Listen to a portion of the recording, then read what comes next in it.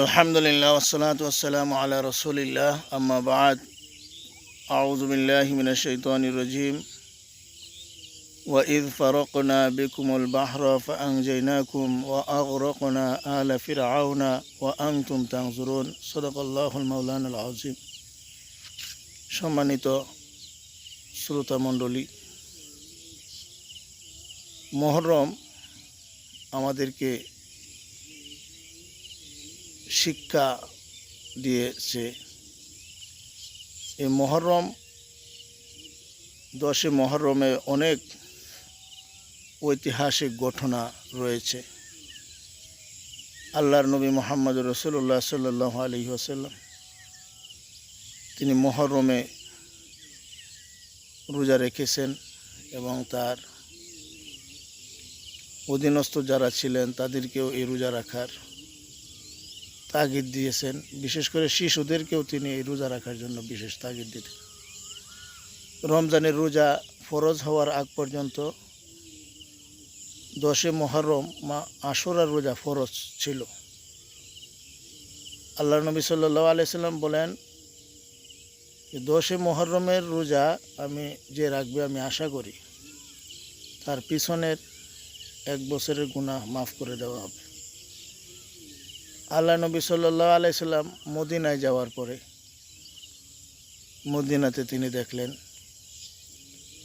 ইহুদিরা তারা এই 10 মুহররমের রোজা পালন করে। তিনি তাদেরকে জিজ্ঞাসা করলেন যে তোমরা এই 10 মুহররম কেন রোজা পালন করো? ইহুদিরা উত্তর দিল যে আমরা 10 মুহররমে আল্লাহ শুকরিয়া আদায় করার জন্য এই রোজা আমরা পালন করি। আল্লাহ তাআলা 10 মুহররমে ফেরাউনের দুঃশাসনের কবল থেকে বনি ইসরাইলকে মুসা আলাইহিস সালামের নেতৃত্বে আল্লাহ তাআলা মিশরের ফেরাউনের শাসন থেকে আল্লাহ তাআলা মুক্তি দিয়েছিলেন এবং তাদেরকে একটা নিরাপদ স্থানে আল্লাহ তাআলা তাদেরকে স্থান দিয়েছিলেন এবং ফেরাউনকে সদল বলে নদীতে ডুবিয়ে আল্লাহ তাআলা তাদেরকে ধ্বংস করেছিলেন। তো ফেরাউন এবং মুসা আলাইহিস সালামের যিনি ছিলেন বনি ইসরাইলের নবী।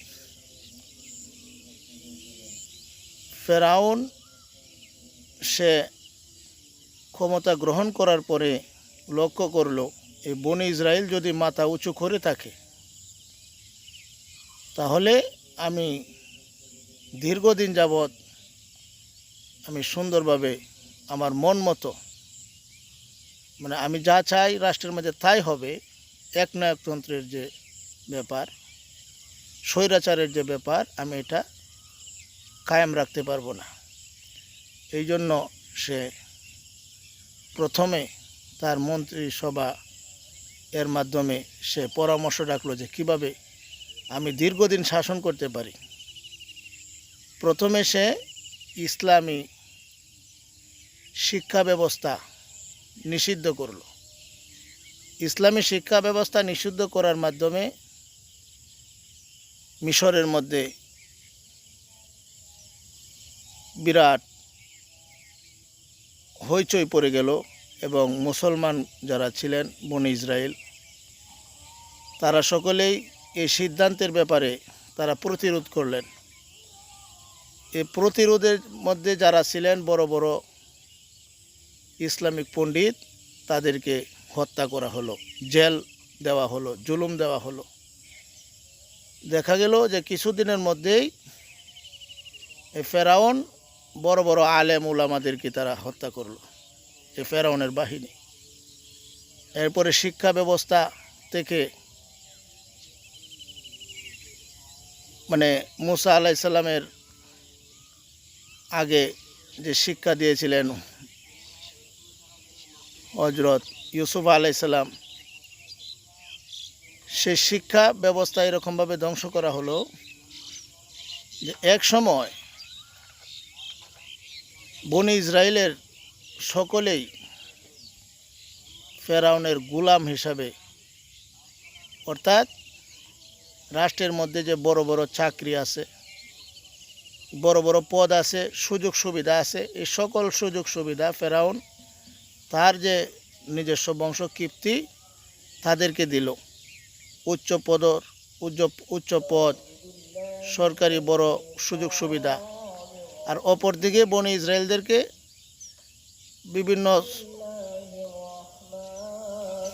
কাজে সে ন্যস্ত করলো এবং এই কাজ তাদের মাধ্যমে এরকমভাবে করাইলো যে জুলুম, নির্যাতন, অত্যাচারের গ্লানি এই বনি ইসরায়েলের উপরে আপতিত হলো। কেন? এর একটা কারণ, তাদের মধ্যে ইসলামের শিক্ষা ছিল না। এরপরে আল্লাহ তাআলা হযরত মুসা আলাইহিস সালামকে পাঠালেন এবং বনি ইসরায়েলদেরকে মুসা আলাইহিস সালাম ইসলামের দাওয়াত দিলেন। এক সময় বনি ইসরায়েলদেরকে নিয়ে আল্লাহ তাআলা মিশর ত্যাগ করার জন্য হুকুম দিলেন এবং মুসা আলাইহিস সালাম এই মিশর ত্যাগ করলেন। এক নদীর ধারে মুসা আলাইহিস সালাম বনি ইসরায়েলদেরকে নিয়ে উপস্থিত হয়েছেন। আমরা সকলেই জানি এই ঘটনা সবচেয়ে বেশি মুসা আলাইহিস সালাম এবং ফেরাউন, এই দুইজনের ঘটনা কোরআন শরীফের মধ্যে সবচেয়ে বেশি বলা হয়েছে। কেন বলা হয়েছে? যে একদিকে মিশরে রাষ্ট্র ক্ষমতায় ছিল ফেরাউন, অপরদিকে নির্যাতিত অবহেলিত যে সম্প্রদায় ছিল মুসলিম সম্প্রদায়, তারা ছিল বনি ইসরায়েল। প্রত্যেক যুগে যুগে প্রত্যেক দেশে এরকম ফেরাউনের আবির্ভাব হবে। এই ফেরাউনদের হাত থেকে যেন মুসলমানরা বাঁচতে পারে, এই জন্য আল্লাহ তাআলা বেশির থেকে বেশি কোরআন শরীফের মধ্যে ফেরাউনের ঘটনা আল্লাহ তাআলা উল্লেখ করছেন। অপরদিকে 10 মুহররম আমাদের মধ্যে যেভাবে আমাদের মনের মধ্যে রেখাপাত করে আছে, সে হলো হুজুর সাল্লাল্লাহু আলাইহি সাল্লামের ওফাতের 50 বছর পর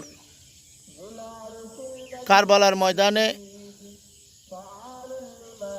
ইয়াজিদের বাহিনী কর্তৃক রাসূল সাল্লাল্লাহু আলাইহি সাল্লামের প্রিয়তম নাতি হুসাইন রাদিয়াল্লাহু তাআলা আনহুকে তার পরিবারের ছেলে মেয়ে সহ কারবালার ময়দানে শহীদ করা। হুসাইন রাদিয়াল্লাহু তাআলা আনহু তিনি জানতেন যে আমি এই অবস্থায় এই ইয়াজিদের বাহিনীর সাথে আমি কোনোভাবে পারবো না।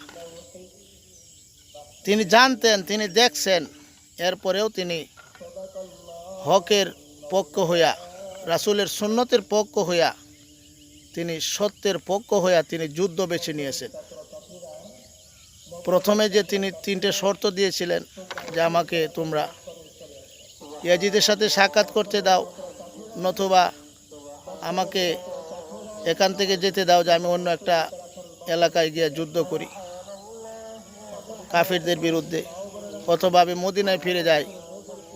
এই 3টা শর্তের কোনো একটা শর্তই যখন ইয়াজিদের বাহিনী মানল না এবং ইয়াজিদের বাহিনী তারা নিঃশর্তভাবে ইয়াজিদের কাছে বায়াত গ্রহণ করার জন্য তারা পিরাপিরি শুরু করলো, তখন হুসাইন রাদিয়াল্লাহু তাআলা আনহু তিনি যুদ্ধকে বেছে নিয়েছেন। তিনি জানতেন যে এই শিশুদেরকে নিয়ে, এই দুর্বলদেরকে নিয়ে তিনি পারবেন না।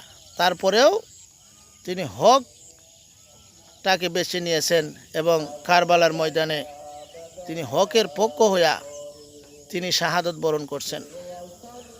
আজ যারা আমরা নবীর উম্মত দাবি করি, আমাদের উচিত এই 10 মুহররম কোরআনের মধ্যে হাদিসের মধ্যে বনি ইসরায়েলের যে ঘটনা আছে, এই ঘটনা পুঙ্খানুপুঙ্খানু বিশ্লেষণ করা এবং এর ভিতর থেকে শিক্ষা গ্রহণ করা। মূল শিক্ষা যে অন্যায়কে প্রশ্রয় দেওয়া যাবে না, যারা অন্যায় করে তাদের সামনে মাথা নত করা যাবে না। যদি মাথা নত করি তাহলে দীর্ঘকালের জন্য, এরকম কি যুগের পর যুগের জন্য আমাদেরকে গোলামের শিকল আমাদের শরীরের মধ্যে পড়তে হবে। এই জন্য আমাদের সকলকে কোরআন এবং হাদিস থেকে শিক্ষা নিয়ে আল্লাহর হুকুম নবীর তরিকা অনুযায়ী পথ চলতে হবে। নিজের জীবন যদিও চলে যায় সত্যের পক্ষ থেকে, তাহলেও সত্যের পক্ষ নিয়ে নিজেদেরকে চলতে হবে। আল্লাহ তাআলা আমাদের সকলকে বোঝার তৌফিক দান করুন। ওয়া আখিরু দাওয়ানা আনিল হামদুলিল্লাহি রাব্বিল আলামিন। আসসালামু আলাইকুম ওয়া রাহমাতুল্লাহ।